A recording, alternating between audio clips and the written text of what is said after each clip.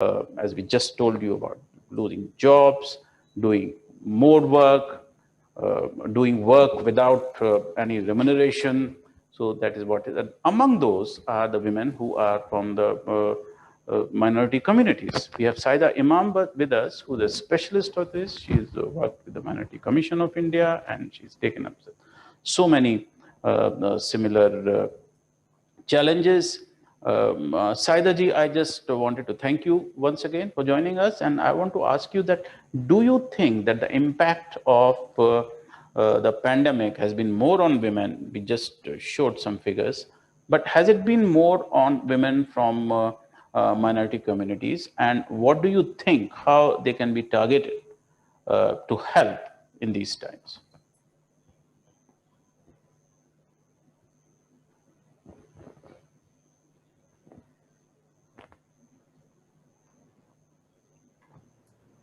I think Sorry, still muted. I think we need to unmute.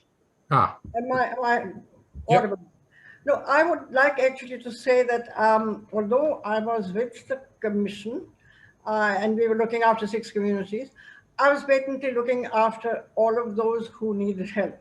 And frankly, you didn't have to differentiate, and I didn't.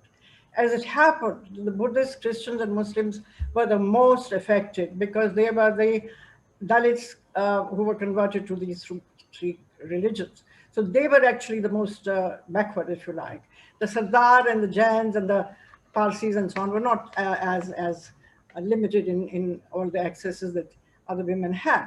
But patently, my work had been to reach out to all those who needed it. So it wasn't really to these communities particularly.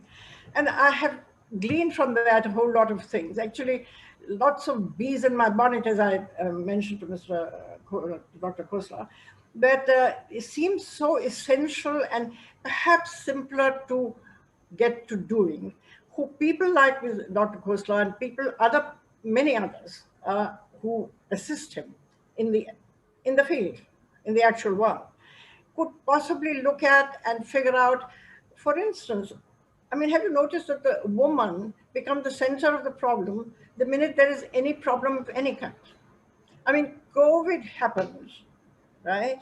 And there was panic and ignorance and sheer terror that what is this has assailed us. And I think there was pressure put on the government, and the government started the helpline.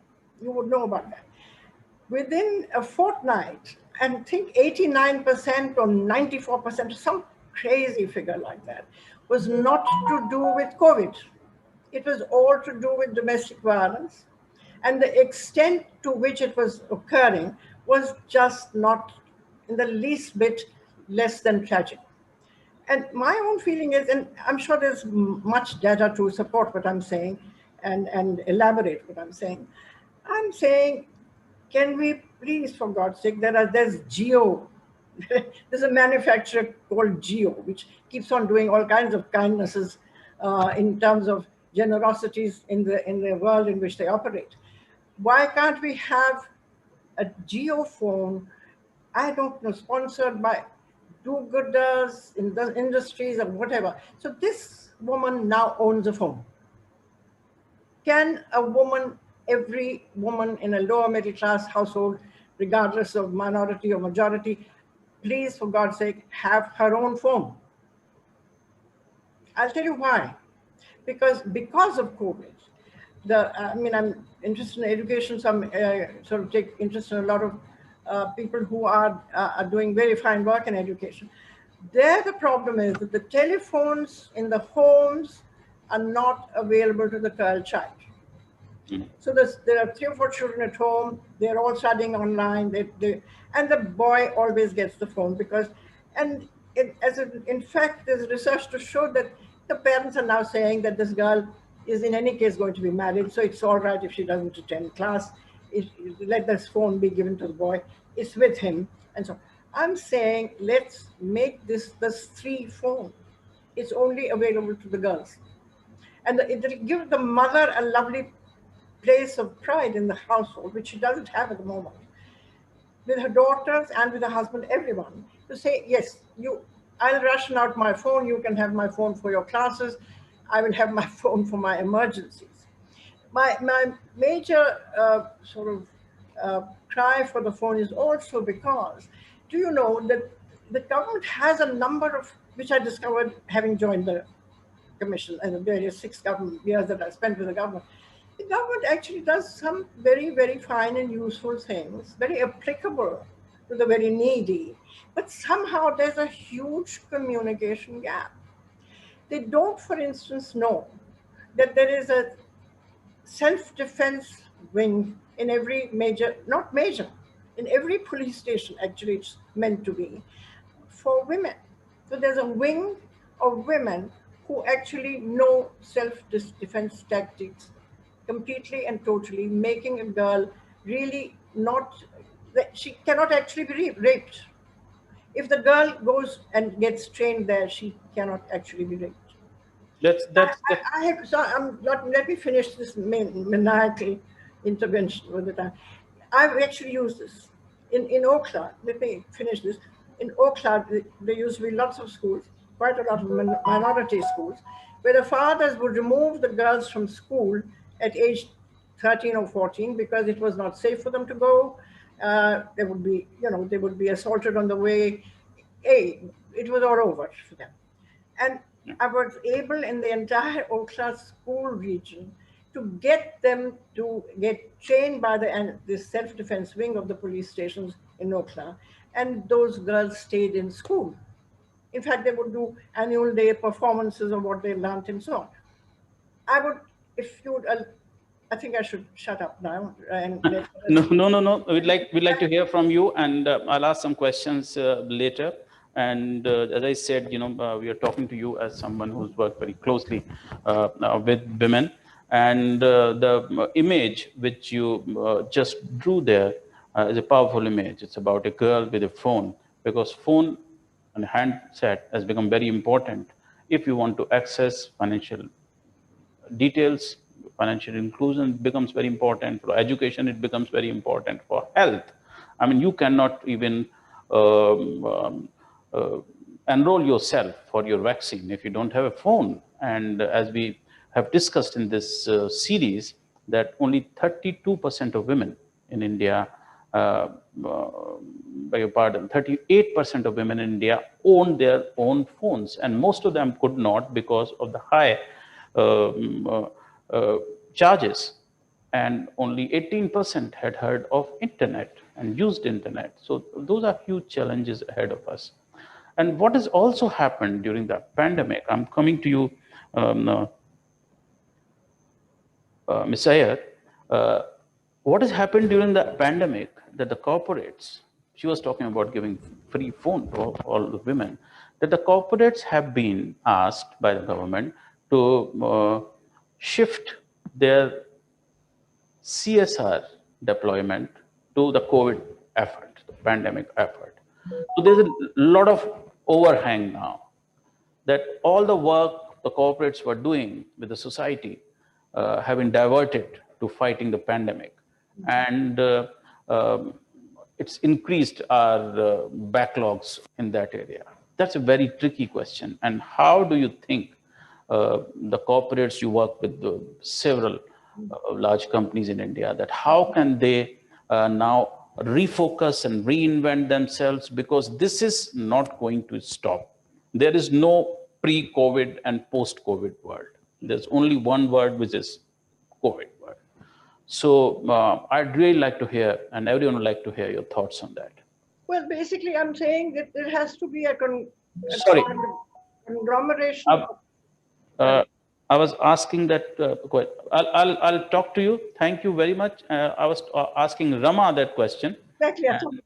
Yeah, because corporates, that's why I said that she's the one who's been very deftly working with the corporates and their CSR initiatives. Rama. Thank you. Thank you, firstly, Pankaj and Development Alternatives for having me here, and also for being so gracious about it. Um, I also want to mention that I've seen the earlier series. I think there's so much of rich content, and I hope you're going to compile it and share it with a larger group. So don't lose it. There's just so much of rich content that you've created in the last series. So it would be lovely to hold on to it. Specifically to your question, and I think that's something we're all grappling with, which is that if we look at women and we're looking at women bringing about systemic change, not only in the homes that they work in and in the community, I think one of the largest challenges that we have is as key stakeholders, whether it's the corporates who are working with the government in addressing the CSR initiatives or even the government itself, I think we have to find ways where we are resilient to any external forces or any sudden external changes, like the pandemic, for instance. We do know that more than 60% of the funds which were allotted towards the CSR in the first quarter itself were deployed towards addressing pandemic-related issues, and rightly so also. I think that was the need of the nation. But what it will do is I think it's going to have hugely negative repercussions on a lot of the other initiatives that we're working on. Specifically, if you look at women's literacy, women's employment, just a lot of issues related to women empowerment. I think it's also going to disproportionately affect us. What we don't know is how much and for how long. And I think the jury is still out on that. To address those issues, in fact, some of the things that, I've been sort of looking at and grappling with is the first thing is I think we need to be internally resilient as companies also. In WPP, for instance, I think the reason we were able to stick to our vision even through the pandemic and work is firstly because we do have CSR representation at the board. And I think it's high time we did that because CSR in many cases works in a silo.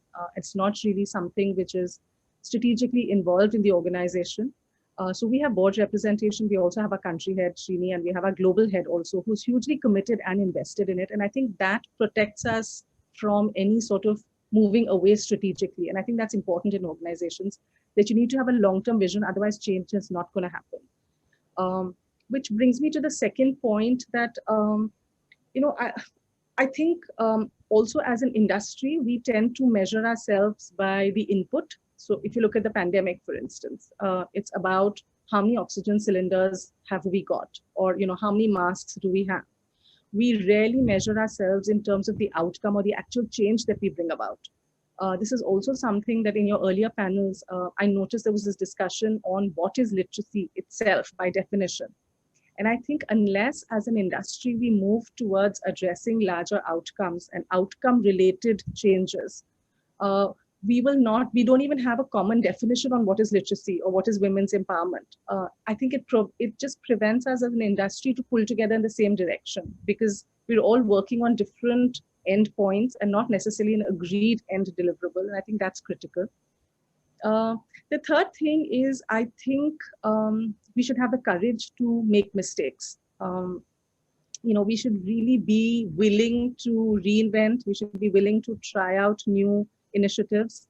I'm quite happy to say that we've made lots of mistakes, and I think we've learned from them. And I do want to talk about a couple of things that we have looked at during the pandemic. Development Alternatives has been one of our critical partners in addressing some of these initiatives. And Saida, to your point on, all women need to have a phone, I think access has been the single biggest challenge. While we wish that all women will have a phone, I think it's, reality takes a little time to sort of convert. So some of the things that we have done in the meanwhile, for instance, is, again, 2% of our audiences also had access to smartphones. What we did is we created email IDs for all the girls. A couple of things it did. It gave a huge sense of identity to the girls. They immediately had their own safe domain. They had their own safe space. We were able to communicate with them one-on-one in a time that was convenient to them. And more importantly, not something their brother, their father, or their father-in-law had access to, or was sort of, looking at the content that was going back and forth. That's helped us really in terms of staying in touch with our girls. The second thing is, a lot of times when we were conducting our programs, the phones were not in the hands of the girls, which again, I think we all know. So we created WhatsApp bots so that the girls could download the content and the education material and be able to use it in a time that was convenient for them and consume it in bite size in ways that was convenient for them. The other thing, and I'm sticking to digital now because we know that digital equality is the single biggest sort of game changer right now, is just making sure that there are enough trainers and teachers so that the community of learners have enough food for thought. And I think that was the single biggest challenge. We were lucky to be able to take about 75% of our program online. what we did was we did train all our teachers, but I think the larger thing that we're happy with is the women in our community who sort of graduated out of our livelihood centers came back as our digital trainers, and they have now started educating not only the children in the school but the entire community, and they've become actually our evangelists. And in so many ways, role models for the girls to see women in their community who now come back as their trainers. And lastly, Pankaj, I have to do this, but you did in one of your sessions talk about why can girls not be coders? And I want to push you back on that. So, our girls learn coding, they learn 3D design, they learn robotics, and I'm very happy to report that about 62% of our girls are coders.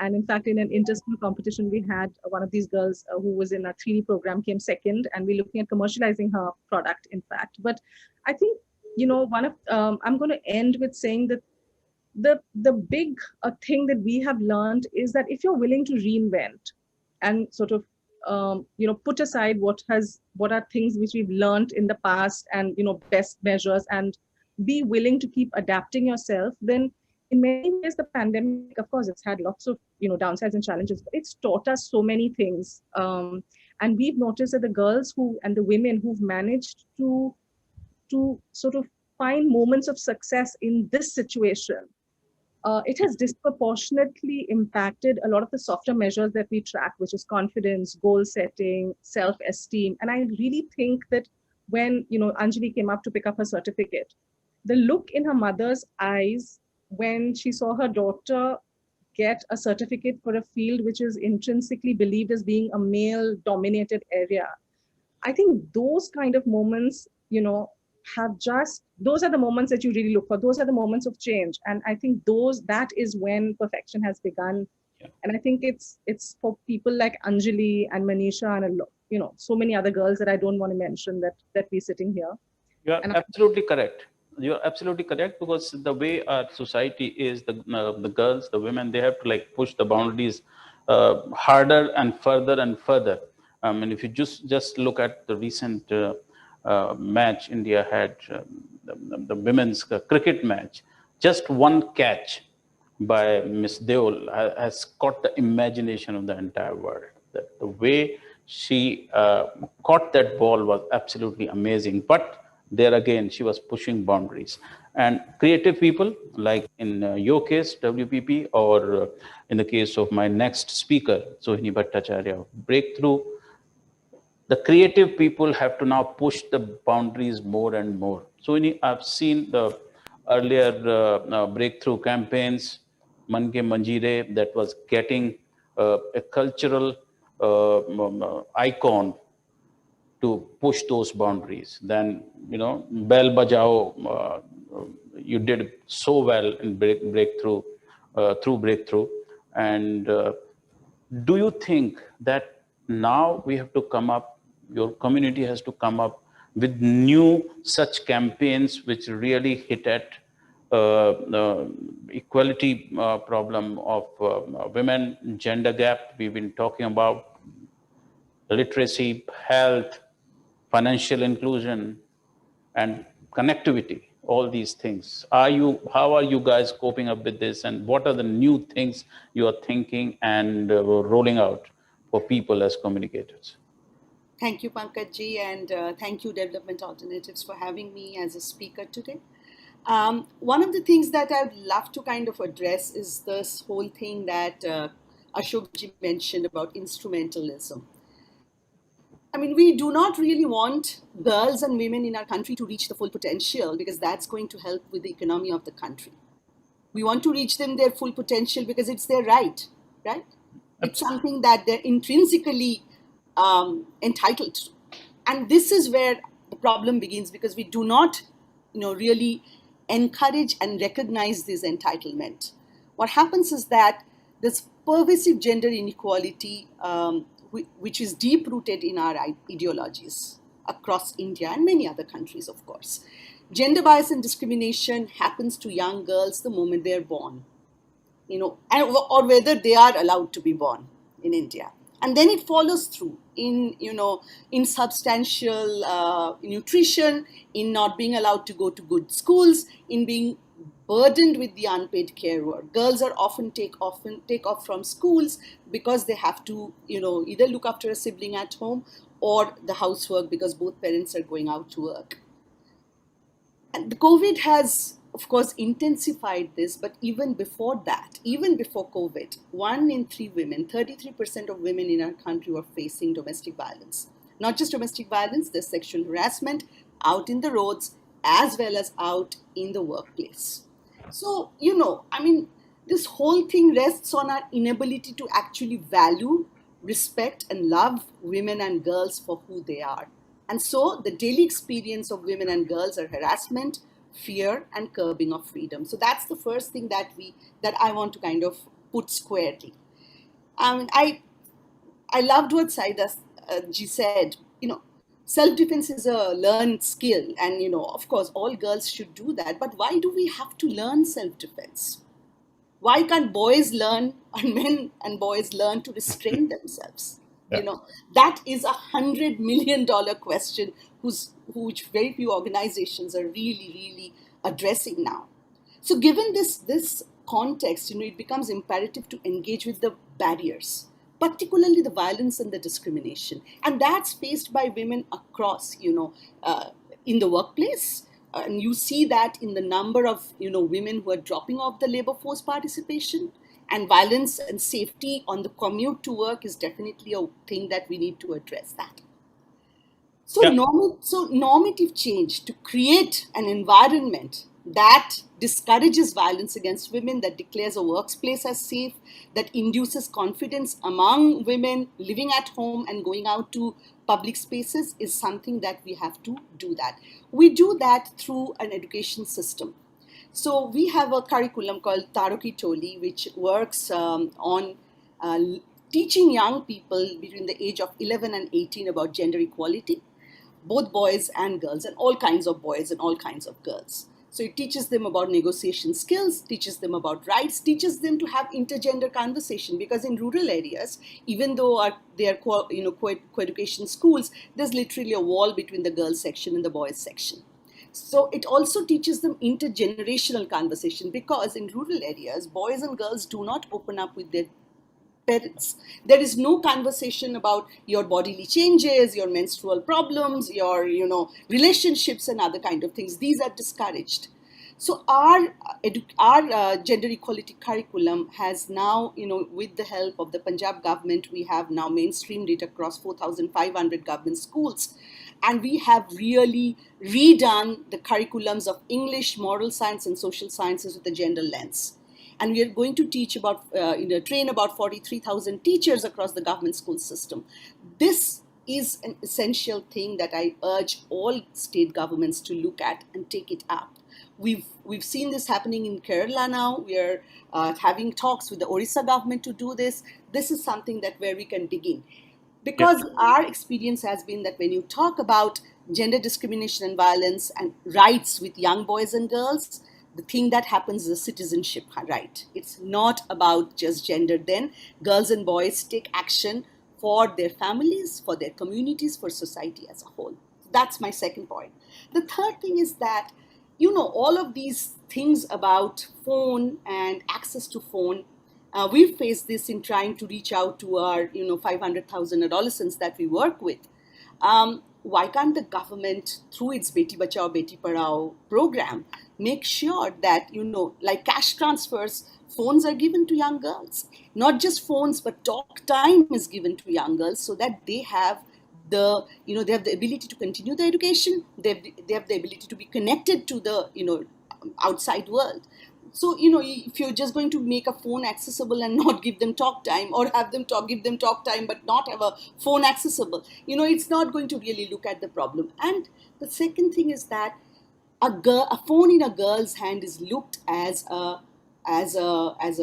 looked down upon. It's not encouraged. Young girls are not encouraged to talk on the phone, because if she's talking on the phone, she must be talking to a man, and she might be trying to kind of elope and do other kind of things and bring shame on family. So as long as the culture is that, as long as the culture is going to actually look down upon that, things are not going to be able to change. So that's the most important part. And third, and the last thing is that, and I'll come to a new campaign called the Khaldo, which is, how long are we going to be mute spectators of violence at home, in the public spaces, and in workplaces? We would love everybody to be able to stand up and say, no, this is not right. Our campaign calls on every mute spectator to be an active bystander, to come and say, this is not acceptable. We are not going to accept this. So, so that's it. And teaching the community to be responsive to violence is something that would help them overcome their thing about respecting women, valuing girls, loving girls for who they are, and also bring them up as active citizens to make this whole thing about violence. You're absolutely correct, because we have to fight with basic thing, and that is equality. I mean, looking at women, the other gender, as equals. And when I talk about women's participation in workforce, it's not because I want to improve the economy. I do, which I do. We are like, last year we had a minus 7.5 GDP growth, which this year looks like improving a bit. But it's the opportunity cost.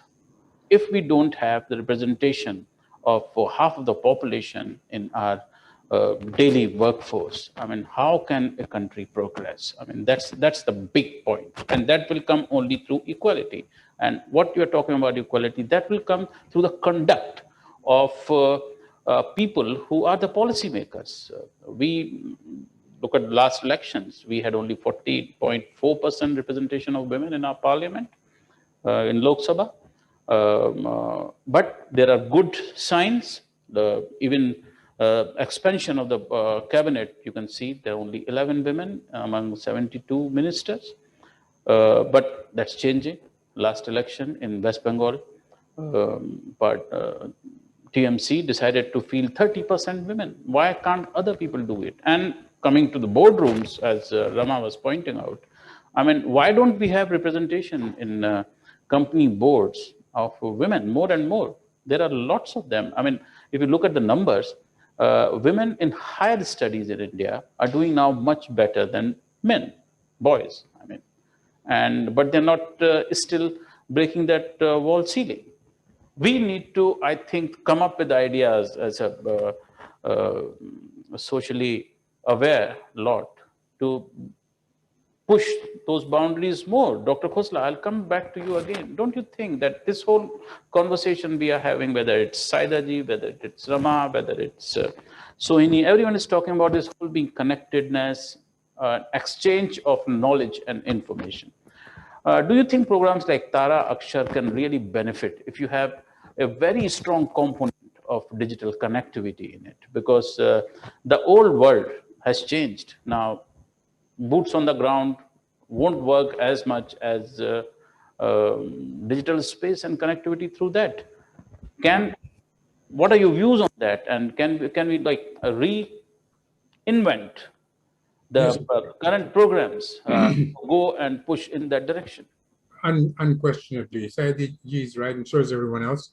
That actually goes back to an age when there were no phones. I mean, we've changed. This is a whole millennial change in the last 20 years. And today, it's impossible to conceive of the kinds of issues you were talking about, not just the communications and the learning and the ability to handle public health and disease and food and income. It's one source of identity. It's one source of confidence to be able to deal in a real world. Of course, absolutely right. And, our 56 days is classroom training. And then we discovered after a few years of doing this, that there was a certain amount of recidivism. Over the years, women would forget how to read and write.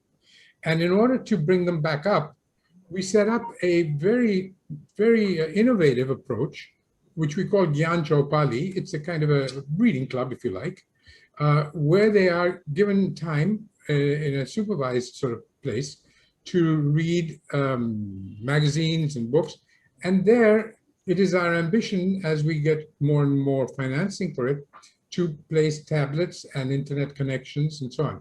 It's crucial. I mean, without that, you're leaving people behind. But what we have seen is the phenomenal impact that even literacy can have. You know, in the recent UP elections, the number of villages with reserved seats for women was a small amount. Our graduates of the Taraksha program were about 10 times oversubscribed, 10 times as many women applied.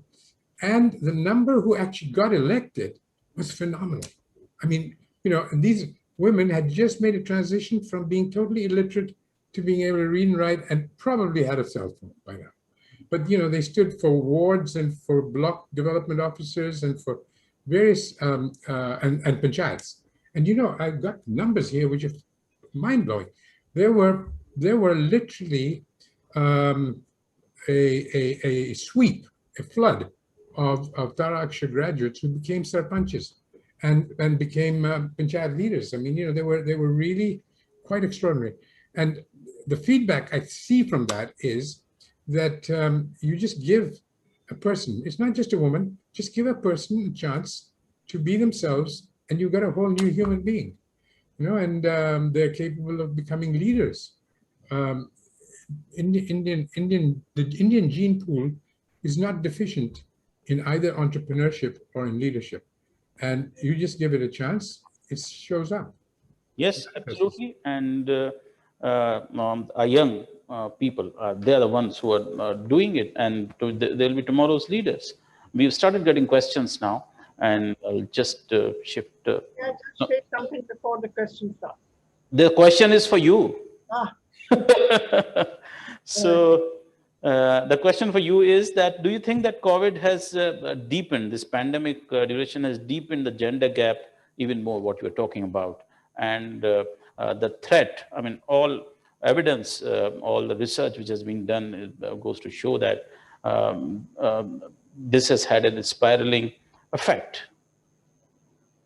I would say hugely. I mean, I don't know that actual chapter and verse evidence of the fact, I'm sure, exists. But I think it would be very, very safe to assume that the helplessness of the woman is that much greater.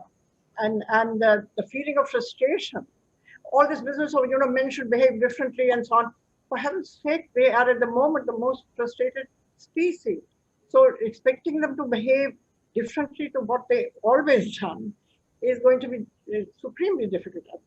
You know, I would like to just plant a couple of ideas, particularly for Dr. Khosla, to do with the Taraksha graduates and for everybody who has anything to do with girls growing up.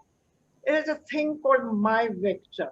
It's a My Vector test, which is a simple, fairly scientific and psychologically, I think, very powerful test, which I've used a couple of agencies in Calcutta to do it. It's called My Vector, where the person is able to discover in a fairly scientific manner what exactly is the forte, what is the strong point, what is the talent of this creature, of this kid. Should she be a video jockey? Should she be an embroiderer? Should be into artificial intelligence or dancing like Malavika Sarukai? Whatever it is, they discover that. My story has been, because I'm in communication all the way through, is that if this girl knows that, no matter how badly she's treated by her in-laws, how she's humiliated by her husband, or how the world treats her like a nobody, she knows. She has a personal knowledge. It's her gold. She knows what she's capable of. And one day she will show it. If she can, she will show it. And in any event, she will not lose herself entirely to the humiliation that's held out to her. And she could actually do very fantastic things. You know, I mean, it's really, the spectrum is entirely open to us. But do put every girl you know through that test. It doesn't cost very much money. They're wonderful people. They're wonderful young couple of men who run this agency. There are many, many available. And I think it is a kind of gift you're giving. It's better than a dowry to that girl. She knows. It's terrific. मैं जो अचार बनाऊंगी कोई नहीं बना सकता है. मैं जो राग गाऊंगी वो कोई नहीं गा सकता है. That's great.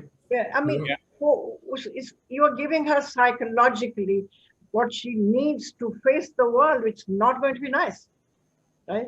And I'll also ask you to contact people in government, because government does all sorts of things which the beneficiaries don't actually know.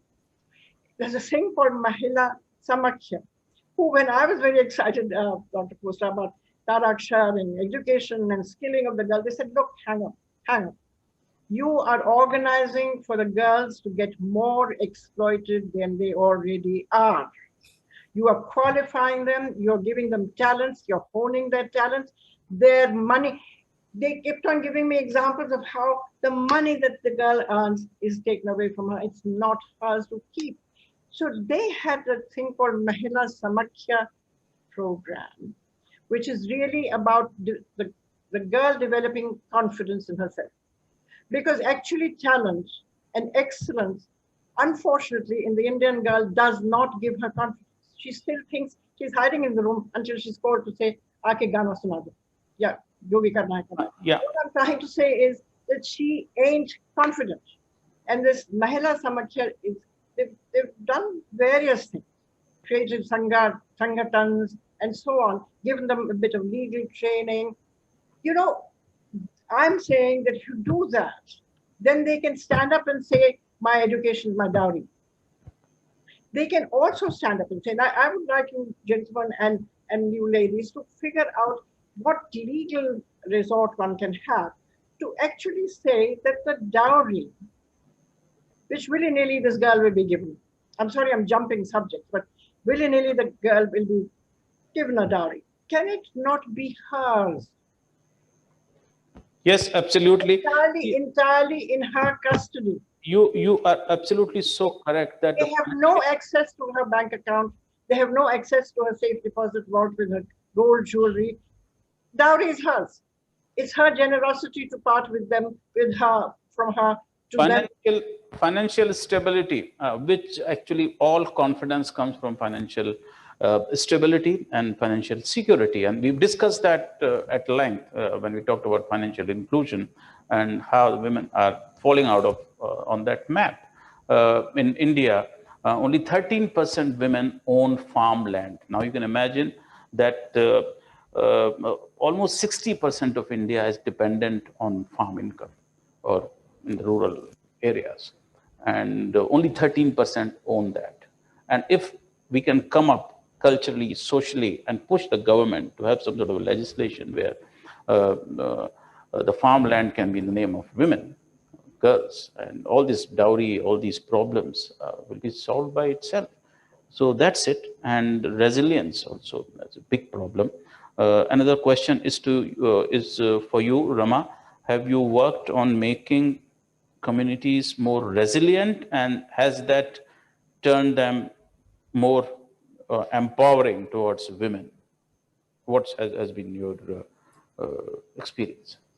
So to answer your question, I mean, the way we work is we work through schools, and through schools we work into the communities. So the way we've looked at communities being resilient is by creating evangelists among our girls who are the change makers who bring about the change in the community. So we don't directly work with community, we work in community through the schools that we work with.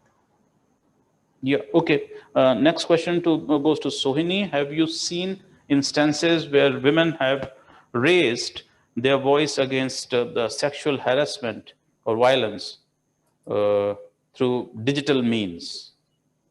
Yes, there are many instances where women have, and one of my points to Rama was that while we really appreciate more and more women getting onto the net and getting onto the digital space, we really have to think about digital safety for women, because just like women are not safe in the streets or at their home, they're also not safe on the digital. And because digital gives you a lot of anonymity, there is more concerted attacks on women. There are many organizations in India who are working on digital safety, and there are means to actually women can learn how to keep themselves safe on digital. There are many trainings on that, but also again the culture needs to be changed there. Just like we tell women do not go out at night because it's unsafe for you, we say do not go to the internet because it's unsafe for you. Why do we have to do this? This is 2021. This is a new century altogether, and women do not have to be afraid to go anywhere. We have to move forward. We have to move forward with new ideas. Okay, so I just want to react to that. I totally agree with you, Shroini. I think there are two ways to look at it. One is to say, don't go to the internet because it's unsafe. I think where we come from is saying that it is inevitable. So how can we manage the situation so that it's safe and so that they feel comfortable navigating the net in a manner that is safe as well as beneficial to them? So yes, the first part of our training is digital safety and digital cybersecurity and digital citizenship, and it's critical. In fact, the girls now are teaching their families on cybersecurity. Yeah, and I think the technological companies have a responsibility on this as well. What are the Googles and the Facebooks and the Twitters and the things of the world are doing? They take down any comment that you make as, as something which is not permitted. But, you can share nude pictures, you can share, explosive comments, and you can share, whatever you want to say against the women. And those are never taken down. They have a responsibility to do this. Yeah, and unfortunately, in India, at least, most of the big tech platforms have women representing them in India. And that's one contradiction I could never think of. Next question is also, we are just turning into the whole digital thing. And the minute you start talking about digital connectivity and technology, I mean, there are a lot of questions, thousands of questions which come in.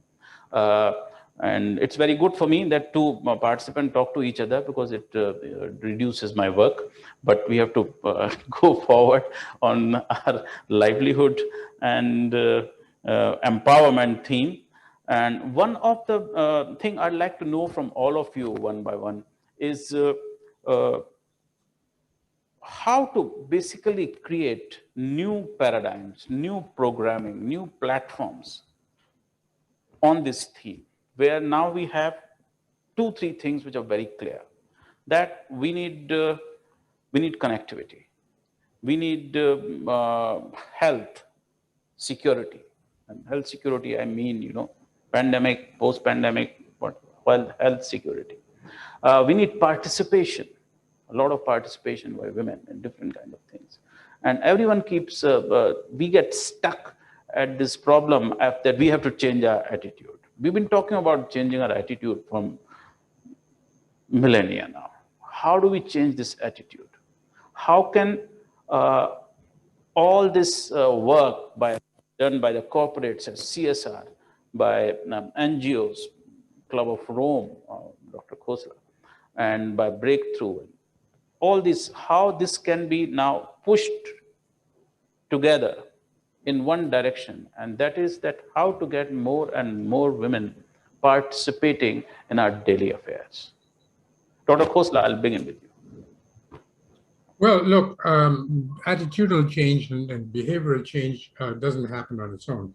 No matter how much you proselytize, how much you use the power of the pulpit, whatever. They happen with, in my opinion, just 2 or 3 things. One is charisma. Charisma like the Lord Buddha or Jesus Christ or Muhammad or Mahatma Gandhi. These are people, St. Francis of Assisi. These are people who are able to somehow reach on a very large scale through some kind of human resonance, the ability to change mindsets. But they come only once every 1,000 years or so. So, you can't wait for the next one in order to change the attitudes of people. The second is crisis. And the third is collapse of societies, of the economy, etc. Now, we happen to have been just in the last 15 months given a chance because we've just gone into something which is kind of a mixture between crisis and collapse. And we've got to use it. We've got to use it to our advantage. And I think to some extent, the thoughtful people, the people who think about these things, because a large part of society is still talking about going back to the pre-COVID normal. I mean, if they're going to go back to that, we've really had it. It's not just the women who will have had it, nature will have had it, people will have had it, the whole system will have broken down, species will have gone extinct, the climate will have changed, and we'll be all at square zero. So obviously, we have a chance right now for thoughtful people, the kind of people who are on the screen right now and listening in, to go out there and say, we're not going to go back to the world before COVID. And to that extent, I think we need to rile up the youth, the young people, whose world it is that they need to worry about. And I think there is a chance that we can do that using COVID as one of the reasons why we've learned a lesson, I hope. And that lesson really is, in my 3 words, expect the unexpected. Design a world in which you have a resilience, you have a future where everyone benefits and very few people have to lose because of that. Yep, absolutely. Expect the unexpected. And I got a question now from Ajita. What are some concrete steps that organizations can take to overcome the socio-cultural barriers and ensure that all girls and women have equal access to technology? This is, Rama, this goes your way. Yeah. So I think, so again, I think the jury's out. I think we're all testing, we're all figuring out. I don't think we have an answer or a sort of a magic wand where I can just tell you these are the 3 things you do and it's going to work. But intuitively, I think one of the biggest barriers is access. So, I know Saida's talked to it. I know Shoini's talked to it. But we have to find ways to give access to the girls. I think that's the single biggest challenge that we find. The second thing is there seems to be a bit of fear of the digital space. Maybe it's something which is deep rooted because it's seen as something which is negative, which might change the basic moral ethos of girls and of women. So to that extent, it's not something which is really it's not something which is encouraged. If a girl is seen on the phone for a long period of time, it's invariably seen as something which is counterproductive. It can't possibly be positive, right? So you always say, get off the phone, get off your digital device. So I think one is breaking those barriers in terms of access, making it easier for her. And the third thing is legitimizing it, because it is seen as, and this is something that Shoini also talked to, it is seen as taboo. It is seen as something which a lot of the so-called forward girls, are using the phone because they're invariably using it for socializing or for doing things which are inappropriate. So legitimizing it to a certain extent also. I also think that cybersecurity, which we talked about, is something which needs to be a part of, in fact, we've always sort of talked about this, saying that the minute you give a phone to somebody, should there be a module on cybersecurity, which is part of it, which just goes into, how do you use the phone and safe methods of using the phone. So to my mind, it would be those sort of 4 issues that I would start with.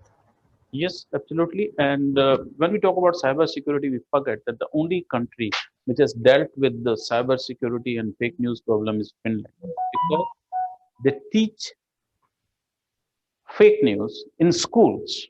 Yes, and that's the only way you teach people and you make a whole generation aware of this. And this whole problem of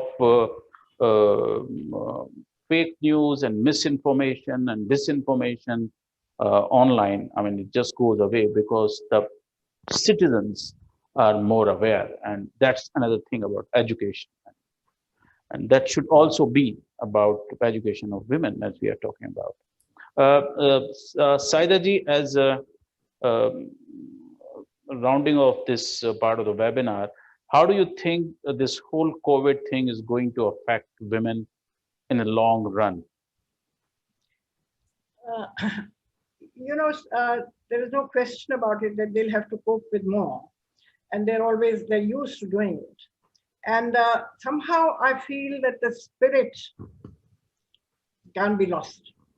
I mean, the important thing for her to, despite everything, but I don't think, we've already talked about several things that should be done in order for her life to be a lot better.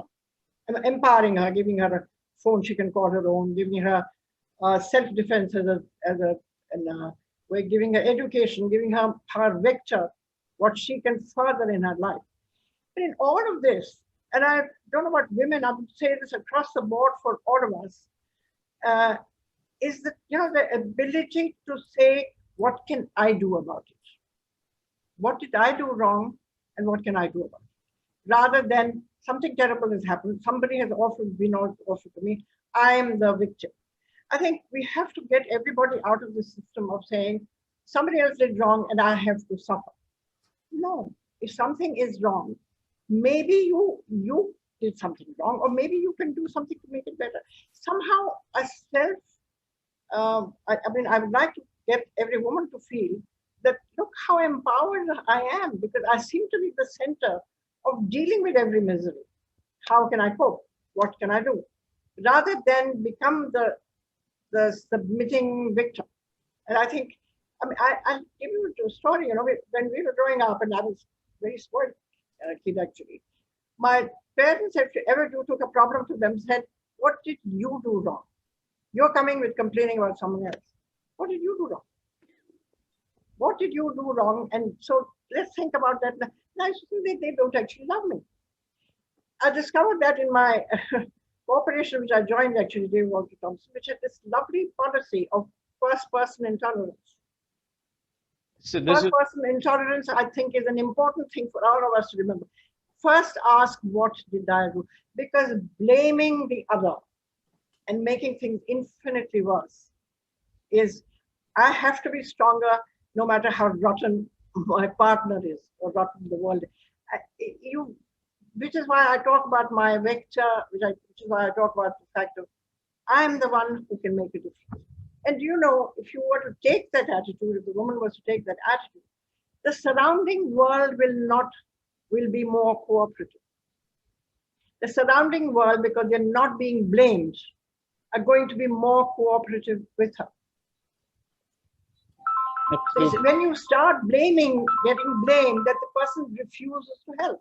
If we have to come out of this, what you said was being stronger, and I see it as on larger canvas, that if we have to come out stronger from this pandemic, we have to understand things. We have to understand new things, that now with livelihood, financial stability, more participation in society, we have to, as a nation, as a community, as a country, we have to take this in our stride, that taking women along, hearing them more, listening to them, is going to make us stronger.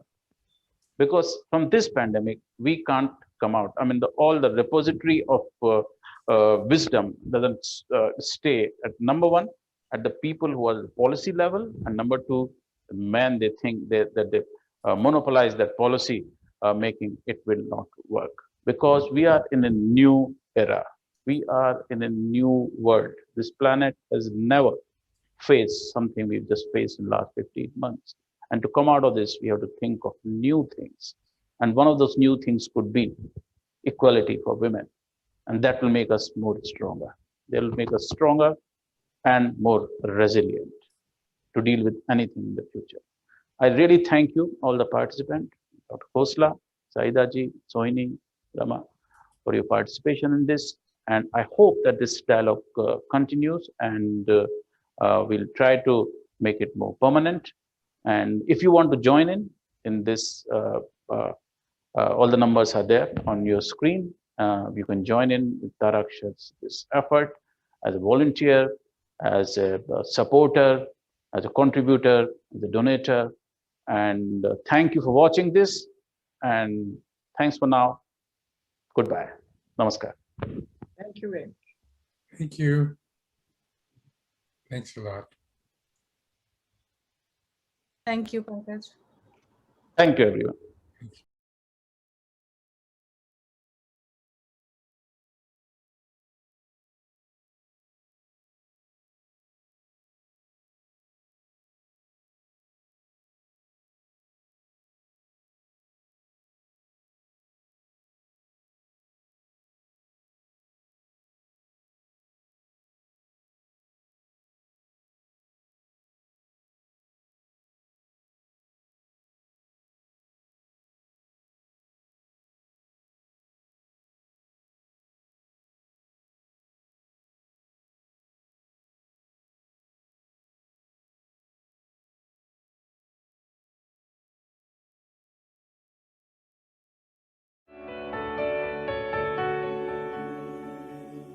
We don't realize that it's not a question of doing some favor to women.